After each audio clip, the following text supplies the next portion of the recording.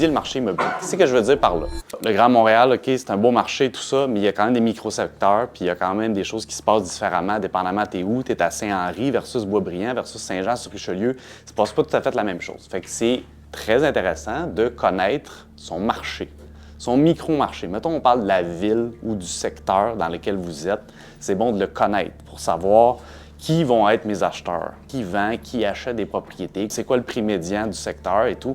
Ce sont tous des choses très, très, très intéressantes à connaître. Vous pouvez aller sur le site des courtiers qui est là, PCIQ, donne beaucoup de statistiques sur les marchés. Vous pouvez aller creuser quand même en détail à savoir, hey, à Saint-Jean-sur-Richelieu, combien de maisons unifamiliales qui se sont vendues le mois passé, puis c'est quoi le prix médian. C'est important de connaître son marché pour savoir qui va acheter, puis en combien de temps ça va se vendre. Parce qu'on va se faire des budgets, puis on va essayer de prévoir qu'est-ce qui va se passer, mais pour prévoir, il faut savoir un petit peu son marché. Trouver des biens sous-évalués. Deux façons que je vois ça. Soit que tu as un bien, une propriété qui vaut un prix tel quel, toi, tu essaies de l'acheter 25 à 30 % en dessous de ce que ça vaut tel quel aujourd'hui. Ou tu as un bien que tu veux valoriser, puis tu regardes après la valorisation combien ça peut valoir. Puis moi, je veux payer 30 % en dessous de ce que ça vaudrait une fois valorisé.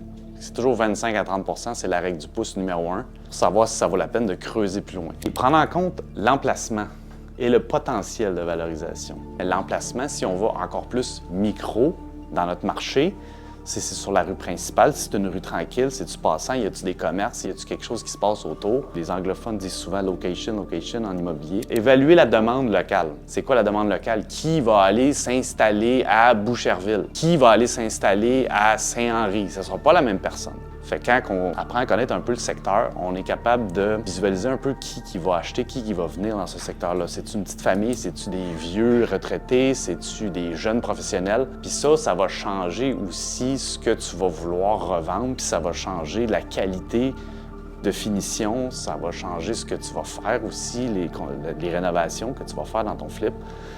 C'est toujours par rapport à la personne qui va acheter la propriété.